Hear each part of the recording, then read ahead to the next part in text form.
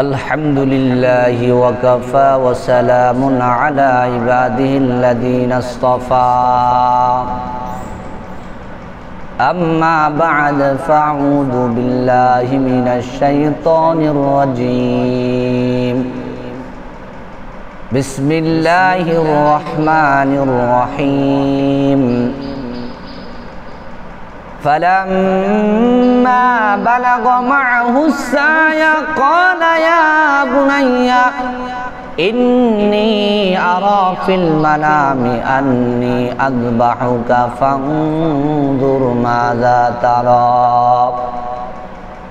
قال يا أبت افعل ما تؤمر ستجدني إن شاء الله من الصابرين وقال النبي صلى الله عليه وسلم هو سنة أبيكم إبراهيم أو كما قال عليه الصلاة والسلام সম্মানিত হাজিরিন, কুরবানির ইতিহাস সম্পর্কে গত জুমায় আলোচনা করেছিলাম।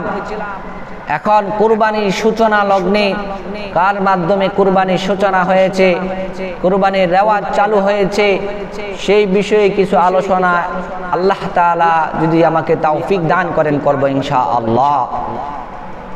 আল্লাহর পয়গম্বরের কাছে একজন সাহাবী প্রশ্ন করতেছেন, ইয়া রাসূলুল্লাহ, ইয়া হাবিবাল্লাহ, আমরা যে কুরবানি করি, পশু জবাই করি, এর হাকিকতটা কি, এর হাকিকত কি?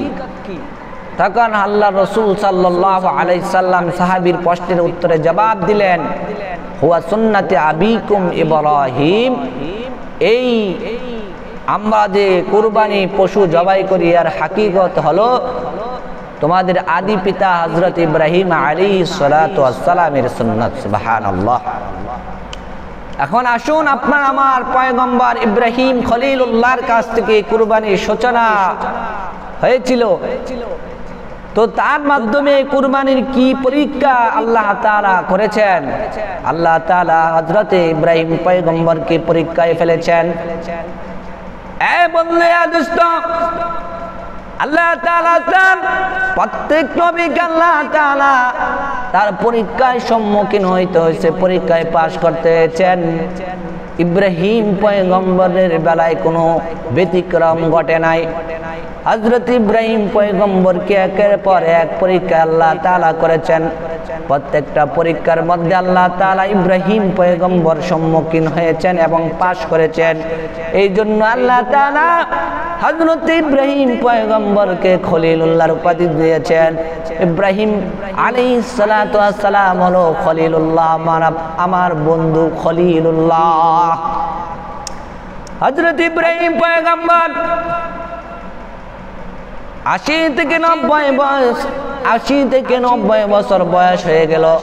হযরত ইব্রাহিম পয়গম্বরের কোনো সন্তান নাই। আল্লাহর কাছে হযরত ইব্রাহিম পয়গম্বর দোয়া করতেন, রব্বি হাবলি মিনাস সালিহিন, রব্বি হাবলি মিনাস সালিহিন।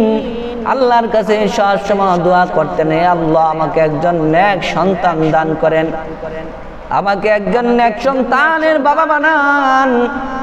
রব্বি হাবলি মিনাস সালিহিন। সব সময় আল্লাহর কাছে কখনো নৈরাশ হন নাই, কখনো আশা ছেড়ে দেন নাই। আল্লাহর কাছে দোয়া করতেন, রব্বি হাবলি মিনাস সালিহিন, হে আমার রব, আমাকে একজন নেক সন্তান আমাকে দুনিয়াতে দান করেন। আল্লাহর কাছে কখনোই এই দোয়া থেকে মাহরুম হন নাই। আল্লাহর কাছে সব সময় নেক সন্তানের জন্য দোয়া করতেন, আল্লাহর কাছে দোয়া করতেন। আল্লাহ তো সুসংবাদ হযরত ইব্রাহিম আলাইহিস সালাতু ওয়াস সালামকে দিলেন, ফাবাশশারনাহু বিগুলামিন হালিম। আল্লাহ তাআলার পক্ষ থেকে আওয়াজ আসতেছে, হে ইব্রাহিম, হে আমার বন্ধু খলিলুল্লাহ, আমি তোমাকে একজন পুত পবিত্র সন্তান তোমাকে দান করলাম। সুবহানাল্লাহ। আল্লাহ তাআলা হযরত ইব্রাহিম পয়গম্বরের দোয়া কবুল করলেন এবং আল্লাহ তাআলা বলে দিলেন তোমাকে আমি পুত ও পবিত্র একটা সন্তান দুনিয়াতে পাঠাইছি। দেখেন 80-90 বছর 100 বছর পর সন্তান হয়েছে, আবার এই সন্তান আল্লাহর নামে কুরবানি করার জন্য আদেশ চলে আসছে। যখন ইসমাঈল আলাইহিস সালাতু ওয়াস সালামের বয়স যখন 8 বছর পরে পার হয়ে গেল, তখন আল্লাহ তাআলা হুকুম দিল, আল্লাহ তাআলা স্বপ্নের মধ্যে দেখাইলেন, হে ইব্রাহিম তোমার সব থেকে প্রিয় বস্তুকে কুরবানি করো, সব থেকে পছন্দনীয় জিনিস যা তুমি সব থেকে ভালোবাসো সেই জিনিসটা আল্লাহর নামে কুরবানি করো। হযরত ইব্রাহিম পয়গম্বরকে যখন এই স্বপ্ন দেখাইলেন, আল্লাহ তাআলা হুকুমে পরের দিন 100 উট তাজা তাজা সুন্দর সুঠাম দেহের অধিকারী 100 উট আল্লাহর নামে কুরবানি করলেন। আল্লাহ তাআলা তখন জবাব দিলেন, না তোমার কুরবানি কবুল হয় নাই, তোমার সব থেকে পছন্দনীয় পশুটাকে কুরবানি করো। তখন তিনি আবার 100 দুম্বা আল্লাহর নামে কুরবানি করলেন। তখন আল্লাহ জবাব আসে, না তোমার এখনো তোমার কুরবানি কবুল হয় নাই। তখন হযরত ইব্রাহিম আলাইহিস সালাতু আসসালাম তো বুঝতে বাকি রইলেন না, আমার সব থেকে প্রিয় বস্তু প্রিয় জিনিস তো আমার ইসমাঈল। আল্লাহ হযরত ইব্রাহিম পয়গম্বর হযরত ইসমাঈলকে ডেকে বলে, হে আমার সন্তান, আমি স্বপ্নে দেখতেছি আল্লাহর নামে তোমাকে আমি জবাই করতেছি, কুরবানি করতেছি। আল্লাহ তাআলার হুকুমে ফালাম্মা বালাগা মা'আহু সা'য়া ক্বালা ইয়া বুনাইয়া ইন্নী আরা ফিল মানামি আন্নী আযবাউকা ফানজুর মাযা তারা। হে আমার সন্তান, আল্লাহ তাআলার হুকুমে আমি তোমাকে কুরবানি করতেছি, তোমার অভিমতকে। সন্তান জবাব দিল, ক্বালা ইয়া আবাতি ফাআল মা তু'মার। হে আমার পিতা, আল্লাহ তাআলা যে হুকুম করেছেন, যে আদেশ করেছেন, সে আদেশের উপর অটল থাকেন। আল্লাহু আকবার। যেমন বাবা তেমন সন্তান দুনিয়ার জমিনে পাঠাইছেন, এই জন্য গাছ ভালো তো ফল ভালো, গাছ ভালো না ফলের ভালো ফলের আশা করা যায় না। যেমন সন্তান তেমন সন্তান, যেমন বাবা তেমন সন্তানের উত্তর জবাব। বাবা বললেন, আল্লাহর হুকুমে তোমাকে কুরবানি করতেছি। আবার সন্তান বলে, হে আমার পিতা, আল্লাহ যে হুকুম দিয়েছেন সেই হুকুমের উপরে আপনি অটল থাকেন। সাতাজিদুনি ইনশাআল্লাহু মিনাস সাবিরিন। অবশ্যই আমাকে ধৈর্যশীলদের সাথে পাবেন। সুবহানাল্লাহ। এই জন্য নেক সন্তানের আশা সবসময় করা, আল্লাহর কাছে নেক সন্তানের জন্য দোয়া করা, রব্বি হাবলি মিনাস সালিহিন। যেমন বাবা তেমন সন্তান। তো সন্তান যখন বললেন সাতাজিদুনি ইনশাআল্লাহু মিনাস সাবিরিন, আমাকে আপনি ধৈর্যশীলদের সাথে পাবেন, আপনি কোনো টেনশন নাই, চিন্তা নাই। তখন হযরত ইব্রাহিম পয়গম্বর ইসমাঈলকে সাজিয়ে গুজিয়ে মিনার প্রান্তরে নিয়ে গেলেন। ফালাম্মা আসলামা ওয়া তাল্লাহু লিল জাবিন ওয়া নাদাইনাহু আইয়া ইব্রাহিম। মিনার প্রান্তরে যখন নিয়ে যায় ইসমাঈলকে শোয়া দিলেন। ইসমাঈলকে শোয়া দেওয়ার পর যখন ইসমাঈলকে বলতেছে, ইসমাঈল আলাইহিস সালাতু ওয়াস সালাম তার বাবাকে বলতেছে, বাবা আমাকে জবাই করার পূর্বে আমার চক্ষু দুইটা বেঁধে ফেলেন, আমি যেন আপনার চাকু দেখে যেন গাবড়িয়ে না যায়, আর আপনিও আপনার চোখগুলা বেঁধে ফেলেন, আপনি ছুরি চালানোর সময় যেন আবাকে দেখে আপনার মায়া না লাগে। আল্লাহু আকবার।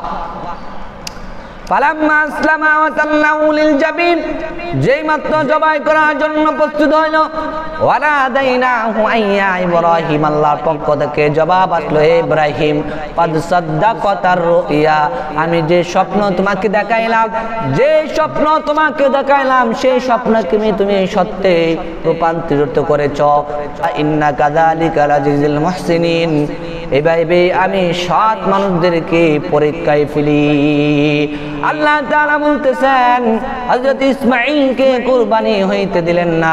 হযরত ইসমাঈলের পরিবর্তে আফাদাইনাহু বিযিবহিন আযীম, আল্লাহ তাআলা ইসমাঈলের পরিবর্তে জান্নাত থেকে একটা জান্নাতি দুম্বা ইসমাঈলের পরিবর্তে কুরবানি করে দিলেন। সেখান থেকে পশু কুরবানির সূচনা আল্লাহ তাআলা জারি করে দিলেন। তো সম্মানিত হাজিরিন, আমাদের কুরবানি হইতে হবে একমাত্র আল্লাহকে রাজি খুশি করার জন্য। কুরবানি করার মৌলিক যে চারটা বিষয়, যে চারটা বিষয় যদি আপনার সহি না হয় আপনার কুরবানি হবে না। এর মধ্যে এক নাম্বার ইন্নামাল আমালু বিন্নিয়াত, আপনার নিয়ত খালেস থাকতে হবে, নিয়ত সঠিক হইতে হবে। দুই নাম্বার হালাল টাকায় কুরবানি হতে হবে। সেই যদি হারামের কোন স্পর্শ যদি আপনার এই কোরবানির মধ্যে ঢুকে তাহলে আপনার কোরবানি কঠিন কালেও হবে না। 3 নাম্বার অহংকার মুক্ত, রিয়া মুক্ত, তাকাব্বুরি মুক্ত। আজকে মানুষকে দেখাইতেছেন আমার টাকা আছে, পয়সা আছে, আমি 2টা 5টা 10টা কোরবানি দিয়ে দিতেছি, মানুষ দেখতেছে আর বাবা দিতেছি না। আপনার যদি এই অহংকার, তাকাব্বুরি, রিয়া যদি থাকে তাহলে আপনি 100টা গরু কোরবানি দিলেও আল্লাহ তাআলা কবুল করবে না। এই জন্য আপনার অহংকার মুক্ত, রিয়া মুক্ত কোরবানি হইতে হবে। সম্মানিত হাজিরিন, আল্লাহ তাআলা আমাদের সকলকে এই কথাগুলা বুঝে এবং আমল করার তৌফিক আল্লাহ তাআলা দান করুন।